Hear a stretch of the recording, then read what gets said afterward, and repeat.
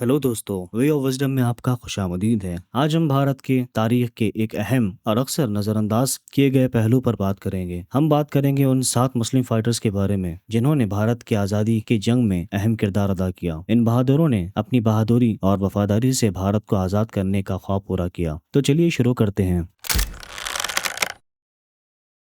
मौलाना अब्दुल कलाम आज़ाद। हमारी लिस्ट में पहला नाम है मौलाना अब्दुल कलाम आज़ाद का। एक जबरदस्त स्कॉलर, लेखक और भारतीय राष्ट्रीय कांग्रेस के नुमाया लीडर्स में से एक। आज़ाद ने असहयोग तहरीक में अहम किरदार अदा किया। वो कांग्रेस पार्टी के सबसे कम उम्र के सदर बने थे। हिंदू मुस्लिम एक जाति के लिए उनका समर्पण और एक धर्म निरपेक्ष भारत का उनका ख्वाब देश की आज़ादी के लिए बुनियादी ताकत बना। कई बार कैद होने के बावजूद आज़ाद ने भारत को आज़ाद करने के अपने ख्वाब को कभी नहीं छोड़ा। खान अब्दुल गफ्फार खान। अगला नाम है खान अब्दुल गफ्फार खान का, जो सरहद गांधी के नाम से मशहूर है। वो महात्मा गांधी के करीबी साथी थे और उनका पूरा यकीन था कि अहिंसा ही असली ताकत है। गफ्फार खान ने खुदाई खिदमतगार, खुदा के नौकर तहरीक का आगाज किया, जो उत्तर पश्चिम सरहद प्रांत में ब्रिटिश हुकूमत के खिलाफ एक अहिंसक तहरीक थी। अमन के लिए उनका अटल अज़्म और धर्मों के दरमियान वहादत के लिए उनकी कोशिश काबिल तारीफ थी। अशफाक उल्लाह खान। अशफाक उल्लाह खान एक नौजवान क्रांतिकारी थे जो अपनी बहादुरी और कुर्बानी के लिए मशहूर हो गए। वो हिंदुस्तान रिपब्लिकन एसोसिएशन के अहम रुकन थे, जो ब्रिटिश हुकूमत को हथियार के